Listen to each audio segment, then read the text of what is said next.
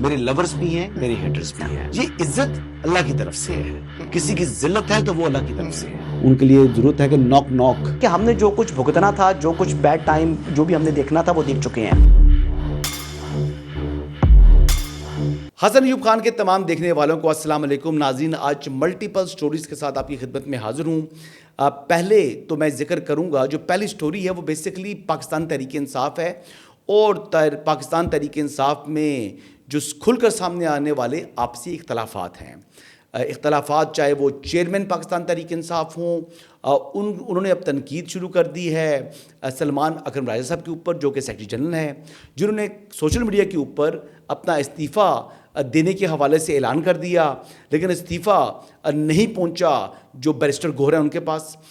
یہ معاملہ کس طرف جا رہا ہے؟ ایک طرف عمران خان صاحب کہتے ہیں کہ ضمنی الیکشن میں حصہ نہیں لینا، پھر پارٹی کے اندر سے پریشر آتا ہے، پھر سیاسی کمیٹی کو کہتے ہیں وہ فیصلہ کر لے، پھر سیاسی کمیٹی کو فیصلہ کرتی ہے، اور پھر بہنیں کہتی ہیں جی آ جاتی ہیں، کہتی ہیں کہ ہمیں تو عمران خان نے کہا ہے کہ آپ نے ضمنی الیکشن میں حصہ نہیں لینا، اور یہ ہماری حقیقی آزادی کی جو تحریک ہے اس کو متاثر کرے گی. کیا فرما رہی ہیں عمران خان صاحب کی بہنیں؟ جی سنیں. خان صاحب نے بڑی کلیئر، جو ہماری مطلب میں آخری جو ہماری فیملی کی ملاقات میں نہیں تھی، انہوں نے بہت فرملی اور بار بار ایک ہی بات کہی تھی کہ الیکشن نہیں لڑنا، بائیکاٹ اس سے کرنا ہے، کیونکہ اس سے فائدہ کچھ مطلب اس سے پارٹی کو نقصان ہوگا، حقیقی آزادی کو نقصان ہوگا، اور جو ناجائز انہوں نے وہ جو ڈسکوالیفیکیشن کر رہے ہیں، کہتے اس کو لیجیٹیمائز کر دیں گے، اس کو جائز کر دیں گے.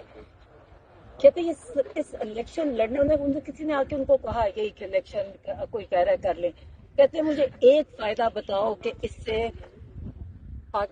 پی ٹی آئی کو کیا فائدہ ہوگا. کہتے صرف نقصان ہوگا، اور اس کو ایسے جیسے اپنے جن ہمارے پارٹی کہتے جو بولنے والے لوگ ہیں ان کو یہ سارے ڈسکوالیفائی کرتے جا رہے ہیں، اور کہتے ہیں یہ کریں گے کیا کہ پتہ ہے کہ جیتنے نہیں دیں گے، یہ اپنی مرضی کے کچھ جتا لیں گے، باقیوں کو تو مطلب ہاریں گے. تو صرف یہ ہوگا کہ جو ناجائز عمل ہے ان کا ڈسکوالیفیکیشن کا، اس کو یہ جائز کر، ہاں ہماری پارٹی اس کو جائز کر دے گی. وہ بڑے فرم تھے. جب میں ملی اس کے بعد نہیں مجھے پتا کیا ہوا، مگر اب تک تو انہوں نے بار بار کہا، کسی نے ان کو کہا بھی تب بھی انہوں نے کہا، کہتے مجھے ایک کوئی وجہ بتا دے کہ کیا اس میں فائدہ کیا ہے. آپ نے بہنوں کی بات سنی جی. اب بہنوں نے بھی بات کی. اب دوسری طرف جو بیرسٹر گور ہیں وہ بھی سیکھ پا چکے ہیں سلمان اکرم راجہ صاحب کی جو فنکاریاں ہیں یا اداکاریاں ہیں یا رنگ بازیاں ہیں، اس کے اوپر بیرسٹر گور نے بھی اپنا موقف سامنے رکھا کہ جی میرے پاس تو ابھی تک استعفیٰ نہیں پہنچا. تو پھر یہ یعنی پبلک ڈومین میں آ کر ٹویٹ کرنے کی ضرورت کیوں محسوس ہوئی؟ یہ باتیں جو ہیں یہ سمجھ سے بالاتر ہیں. دیکھیں، پاکستان تحریک انصاف میں اچھی بات دیکھنے کو یہ مل رہی ہے کہ اس میں جمہوریت آ رہی ہے، جمہوریت پروان چڑھ رہی ہے. کیونکہ معاملہ اس ٹائم یہ ہے کہ جو پارلیمانی پارٹی ہے، ایک تو وہ محمود اچکزئی کو لیڈر آف دی اپوزیشن قبول نہیں کر رہی، اور دوسرا عمران خان صاحب کا جو بائیک آؤٹ کا فیصلہ ہے انتخابات کے ضمنی الیکشن سے، وہ بھی قبول کرتی دکھائی نہیں دے رہی. اور بالخصوص خیبر پختونخوا کے اندر جس طریقے سے جو معاملہ آگے بڑھ رہا ہے، ان کی اپنی حکومت ہے، تو وہ کیوں کر کے واک اوور دے سکتے ہیں. اور اگر انہوں نے یعنی جو موقف پیش کر رہی ہیں عمران خان صاحب کی بہنیں، اگر یہی موقف عمران خان صاحب کا موقف ہے، تو پھر ان کو پھر صوبائی اسمبلی کی بھی جو لوگ ڈسکوالیفائی ہوں گے اس پر بھی الیکشن کنٹیسٹ نہیں کرنا، پھر خیبر پختونخوا کے اندر بھی نہیں کرنا، پھر خالی پنجاب کے اندر بھی نہیں کرنا. تو یہی وہ چیزیں ہیں جو سامنے آ رہی ہیں اس وقت. میرے خیال کے مطابق پارٹی نے عمران خان کے جو کہتے ہیں ڈکٹیٹرشپ ہے اس کو چیلنج کرنا شروع کر دیا، اور یہ بڑا خوش آئند ہے. اور یہی پاکستان تحریک انصاف کو موجودہ مشکلات سے باہر نکال سکتا ہے. اگر عمران خان صاحب کے کلچ سے پارٹی باہر نکل گئی اور ڈکٹیٹرشپ ختم ہو جائے پاکستان تحریک انصاف میں، تو پھر حقیقی جمہوری جماعت بن سکتی ہے. اور اختلاف رائے بھی کہتے ہیں کہ جمہوریت کا حسن ہے، تو اسی حسن کی طرف جو ہے نا، اگر یہ اختلاف کریں گے تو پاکستان تحریک انصاف مزید نکھرے گی. یہ میری ذاتی رائے ہے. اور پھر آج آپ یہ دیکھ لیں کہ ایک بار پھر جو اڈیالہ جیل ہے وہ اس کو ماسی ویڑا بنا دیا گیا ہے. ماسی ویڑا یہ ہوتا ہے کہ جس کا منہ اٹھائے اٹھ کے آ جائے. یعنی اپنی خالہ کے گھر جب آپ کا دل کرے جانے کا تو آپ پہ دیکھ جاتے ہیں, سگی خالہ آپ کی اگر ہیں تو آپ پہنچ جائیں. اسی طرح پاکستان تحریک انصاف کی جو عمران خان صاحب کی جو فیملی ہیں یا عمران خان صاحب کی جو وکلا کی فوج ظفر موج ہے, وہ ساری کی ساری سب کو اجازت مل گئی آج اڈیالہ جیل جانے کی, اور توشہ خانہ 2 کیس ہے اس کی سماعت میں پیش ہونے کے لیے, اس کا جو ٹرائل ہو رہا ہے. اگلی بات یہ ہے کہ جی ایک طرف تو پاکستان تحریک انصاف یہ بیانیہ بناتی ہے کہ عمران احمد نیازی صاحب جو کہ اڈیالہ کے بلا مقابلہ چانسلر ہیں, اب ان کے ساتھ حکومت کی جانب سے غیر انسانی رویہ رکھا گیا ہے. یہ کہا جاتا ہے, مسلسل کہا گیا کہ جی عمران احمد نیازی کو قید تنہائی میں رکھا گیا ہے. وہ اکیلے 24 گھنٹے بیٹھے رہتے ہیں اور ان کا سے کوئی بات کرنے والا نہیں ہوتا, حالانکہ 4 مشقتی ان کو ملے ہوئے ہیں, لیکن پھر بھی وہ قید تنہائی ہے. آج ایک بار پھر اب یہ سوٹ کر رہا ہے تو جناب تمام کے تمام فیملی اور وکلا کی فوج جو ہے وہ اڈیالہ جیل چلی گئی ہے, اور عمران خان صاحب سے آج ان کی ملاقات بھی ہونی ہے. لیکن جب امریکہ یا ویسٹ کی طرف کوئی ایسا گورا ہوگا, انگریز ہوگا جن کے یہ ذہنی طور پر غلام ہیں, ان کے سامنے جائیں گے تو پھر ہیومن رائٹس کا بڑا رونا دھونا یہ شروع کر دیتے ہیں. بہرحال یہ ان کی ساری حقیقت ہے. اب معاملہ کیا ہے جی؟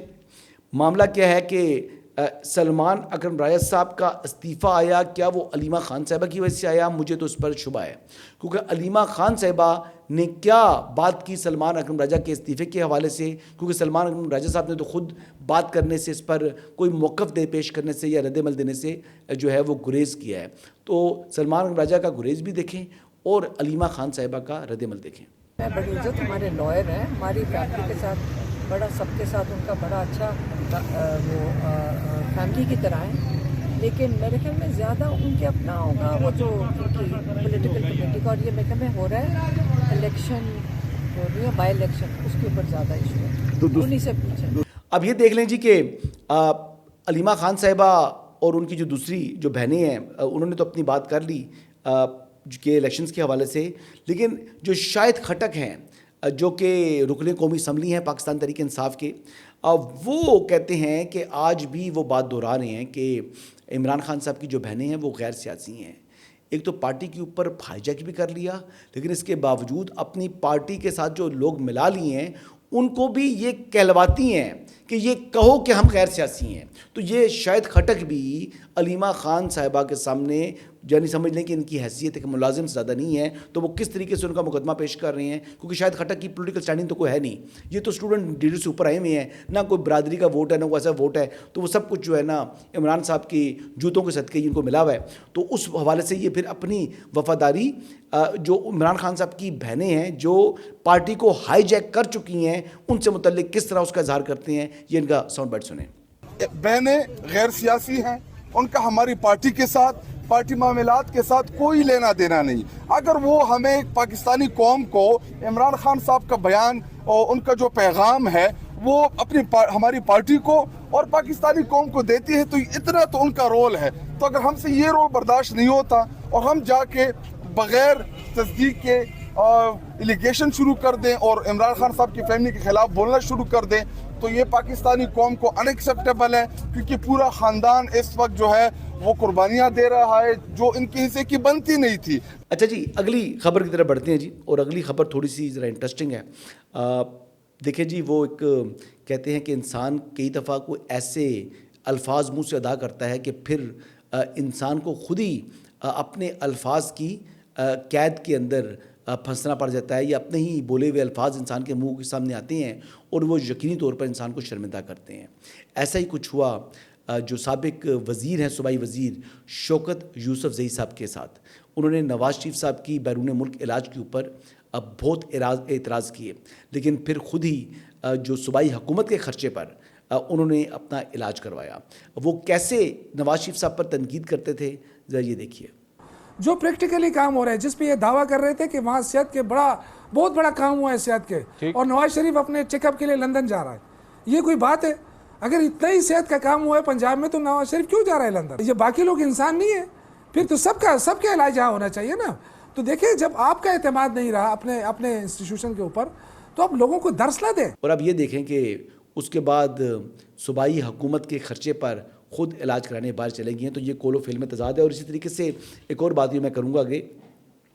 اب یہ دیکھیں کہ جھوٹ پھیلایا جاتا ہے مسلسل, اور کچھ لوگ ایسے ہیں کہ جو کہ مسلسل، کچھ صحافی ایسے ہیں جو مسلسل پنجاب حکومت کو ٹارگٹ کر رہے ہیں. پنجاب حکومت کے اوپر جو 405 ارب روپے قرض کے حوالے سے ایک جھوٹی جو ہے وہ کہانی گھڑی گئی. اس پر وضاحت جاری کی ہے جو وزیر اطلاعات ہیں، صوبائی وزیر اطلاعات پنجاب عظمہ بخاری. وہ کہتی ہیں کہ یہ جو ٹی بلز کے حوالے سے جو بات کی جا رہی ہے 405 بلین کی، اس سے پنجاب حکومت کا کوئی لینا دینا نہیں ہے. پنجاب حکومت کے پاس اس وقت بھی اکاؤنٹ میں 1 ٹریلین روپیز موجود ہیں، اور پنجاب کا اس وقت جو بجٹ ہے وہ سرپلس ہے. تو لہٰذا پنجاب حکومت کو نہ قرض لینے کی ضرورت ہے، نہ اس نے یہ قرض لیا ہے. یہ من گھڑت کہانیاں ہیں جو گھڑی جا رہی ہیں اور مسلسل گھڑی جا رہی ہیں، اور جھوٹے بہتان اور الزامات لگائے جا رہے ہیں. آگے بڑھتے ہیں جی. آگے ایک آپ کو یاد ہوگا کہ ٹک ٹاکر تھیں ثنا یوسف، جن کا قتل ہو گیا تھا G13 اسلام آباد کے اندر. اور ایک کسی شخص جو کہ نوجوان لڑکا ہی تھا جو ان سے ملاقات کے لیے آیا، تو انہوں نے ملاقات سے انکار کیا، تو اس پر اس نے یعنی ان کو قتل کر دیا. تو یہ اس مقدمے کے حوالے سے تھوڑی سی پیش رفت تھی، تو میں نے کہا آپ کے ساتھ شیئر کروں. اس مقدمے کی جو چلان ہے اس کی اسکروٹنی ہو چکی ہے، اور چلان کو عدالت بھجوا دیا گیا ہے، کیونکہ اس وقت جو عدالتی چھٹیاں چل رہی ہیں، تو چھٹیوں کے بعد ثنا یوسف قتل کیس کا باقاعدہ ٹرائل شروع ہوگا. ایک کم سن لڑکی تھی، 18 سال بھی اس کی عمر نہیں تھی، اس کو جس بے دردی سے قتل کر دیا گیا. تو یہ معاملہ جو ہے یہ منطقی انجام تک پہنچنا چاہیے. تو ٹرائل اس کا شروع ہوگا گرمیوں کی چھٹیوں کے بعد، اور پروسیکیوشن کی جانب سے یعنی PW پروسیکیوشن وٹنسز جو ہیں وہ 31 رکھے گئے ہیں، یعنی 31 گواہان پروسیکیوشن اس کیس میں پیش کرے گی. اور اس کیس کے حوالے سے اسلام آباد پولیس کو کریڈٹ جاتا ہے کہ انہوں نے فوری طور پر ٹریس کر لیا تھا کہ قاتل کون ہے ثنا یوسف کا، اور پھر اس کو فوری طور پر گرفتار بھی کر لیا تھا. اب کرائم کے حوالے سے بات کریں تو آگے بڑھتے ہیں کہ ایک ہلکی پھلکی سی خبر ہے. کراچی کا یہ واقعہ ہے، اور جب چور جو کہ ڈکیت جو ڈکیتی کرنے آئے تھے، ان کے ساتھ کراچی میں ہی آگے جو شخص تھا جس کو لوٹنے آئے تھے، اس نے کیا کیا، یہ ذرا ویڈیو دیکھیں.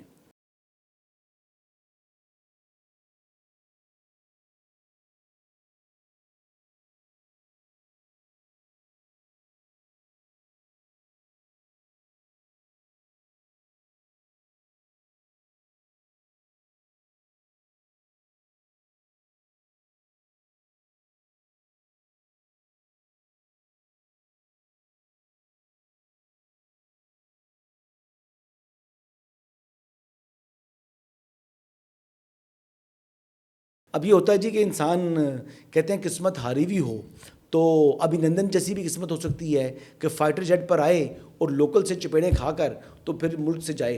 تو ابھینندن کی طرح کی صورتحال تھی. ان دو جو لٹیرے تھے، یہ کراچی کے اندر 2 لوگ تھے. پہلے تو آتے ساتھ ہی اس نے اترتے ساتھ جس کو لوٹنا تھا اس کو تھپڑ تو مارا، لیکن اگلے بندے نے جب چیزیں نکالتے جیب میں سے پسٹل نکال لیا، تو پھر اس نے نہ صرف ان کو لوٹا بھی، بلکہ اینڈ میں جو غصے کی جو 2 چپیڑیں ماری ہیں دونوں کو، وہ بھی اس نے غصہ اتارا کہ بھائی پہلے مجھے چپیڑیں ماری تھی تو اب بھگتو. تو یہ کہتے ہیں جی ہر شیر پر سوا شیر بیٹھا ہوا ہے. لہٰذا ویسے یہ دونوں کے لیے ایک کوشچن ہے کہ ایک سبق ہے کہ جس نے لوٹا، جو لوٹنے آئے تھے، اور جس نے بعد میں لوٹا، تو کبھی وہ بھی اسی طرح لوٹ سکتا ہے. تو لہٰذا اگر وہ بھی کرمنل مائنڈ کا آدمی ہے، اگر سیلف پروٹیکشن بھی کیا تو ٹھیک کیا ہے، مجھے اس حوالے سے نیٹی گریٹیز نہیں پتا، لیکن اگر وہ خود بھی یعنی آدھی ڈکیت ہے تو پھر ڈکیت صاحب آپ کے لیے بھی یہ سبق ہے کہ کبھی آپ بھی اس طرح لوٹ سکتے ہیں. بس یہی دیکھیں سبق ہے، یہی ٹیک اوے ہے. کبھی بھی غلط کام نہ کریں، کسی کو نہ لوٹیں. اللہ تعالیٰ ہمیں آپ کو سب کو اپنے حفظ و امان میں رکھیے، اور اس قسم کے جو گھٹیا قسم کے لوگ ہیں جو کہ اس معاشرے کا ناسور ہیں، ان سے محفوظ رکھے. ہر شخص کو جو ہے اس کو اس طرح کے جو درندے صفت لوگ ہوتے ہیں ان کے شر سے محفوظ رکھے. یہی آج کے اپڈیٹس ہیں جی. انشاءاللہ کل مزید اپڈیٹس کے ساتھ آپ کی خدمت میں دوبارہ حاضر ہوں گا. اجازت دیجیے گا. اللہ حافظ.